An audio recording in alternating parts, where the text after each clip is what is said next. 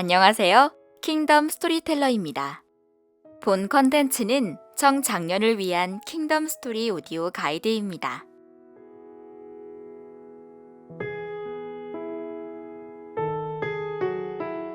안 좋은 일이 생기면 계속해서 안 좋은 일이 생기는 것 같습니다. 광야에 머물던 이스라엘 백성의 상황이 그렇습니다. 하지만 이것은 그들이 자초한 일입니다. 하나님이 약속하신 땅을 악평하고 애굽으로 돌아가려는 반역을 꾀하였기 때문이죠. 오늘 말씀에 나오는 반역자들도 마찬가지입니다. 하나님께 받을 영광스러운 직분이 있는데 그것에 만족하지 않고 불평하였고 심지어 하나님의 권위에 대항하기까지 했습니다. 민수기 16장 말씀을 보면 레위의 증손 고핫의 손자 이스할의 아들 고라와 르벤 자손 엘리압의 아들 다단과 아비람과 벨렛의 아들 온이 당을 짓고 이스라엘 자손 총회에서 택함을 받은 지휘관 250명이 모세를 거슬렀다고 합니다. 이 반역 그룹, 반역 당의 핵심은 고라입니다. 그렇다면 이 고라가 반역을 일으킨 이유는 무엇일까요? 먼저 고라에 대해서 살펴보겠습니다. 고라는 레위 지파 사람으로 사실 모세와 같은 집안 사람입니다.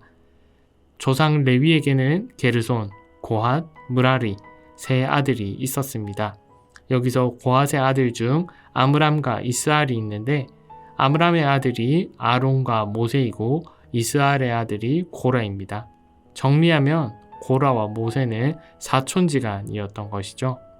고라 역시 레위인으로서 성막을 섬기고 성물을 옮기는 일을 감당했습니다.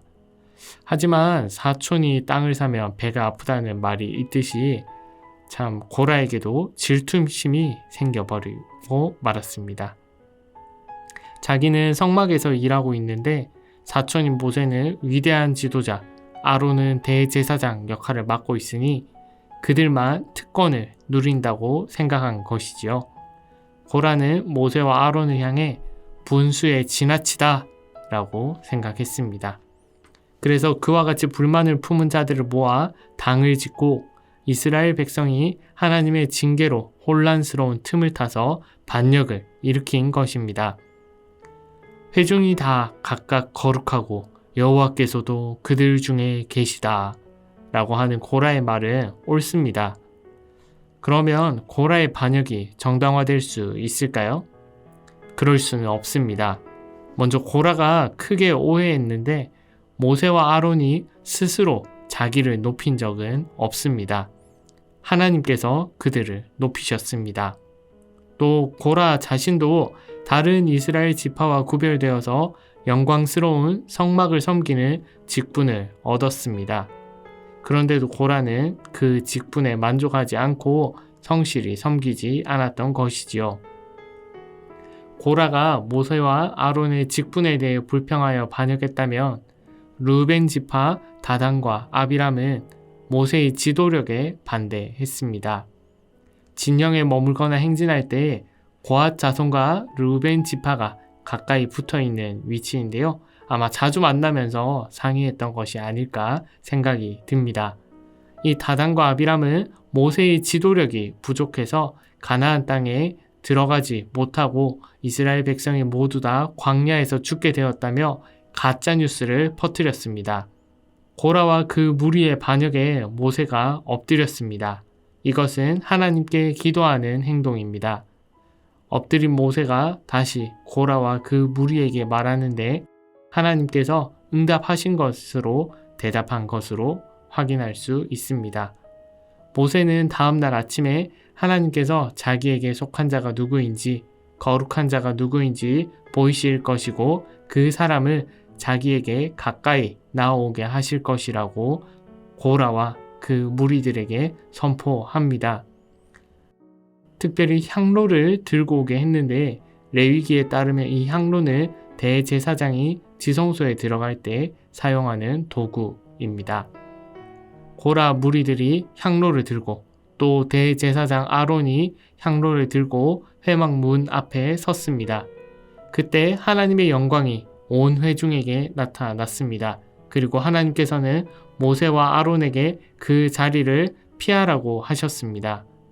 하나님께서 친히 그들을 심판하실 것이기 때문입니다. 모세와 아론은 다단과 아비람에게로 가서 그들 주위에 있는 사람에게 그 자리를 피하라고 했습니다. 그곳에도 하나님의 심판이 임할 것이기 때문입니다. 결국 그 자리에 땅바닥이 갈라져 반역을 일으킨 사람과 그들에게 속한 재물을 삼켰고 향로에서는 불이 나와 250명을 불살라 죽였습니다.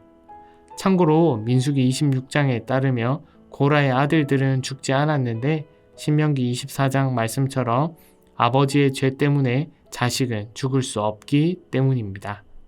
땅이 갈라지는 것과 향로에서 불이 나오는 것은 초자연적인 역사입니다. 그러므로 하나님의 심판으로밖에 볼 수 없습니다.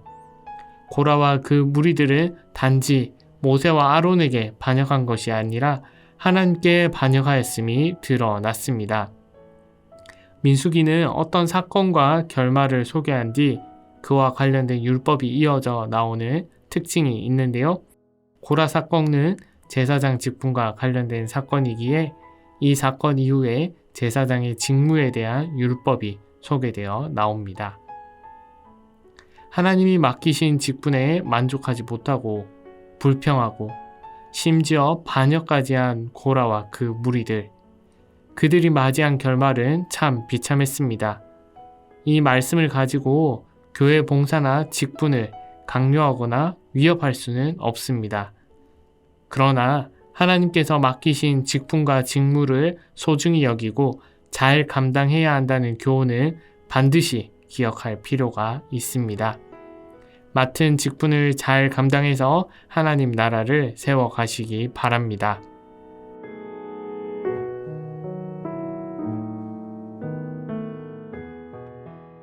하나님 나라를 위해 더욱 헌신하는 청취자 여러분 되길 바라며 이상으로 킹덤 스토리텔러를 마치도록 하겠습니다.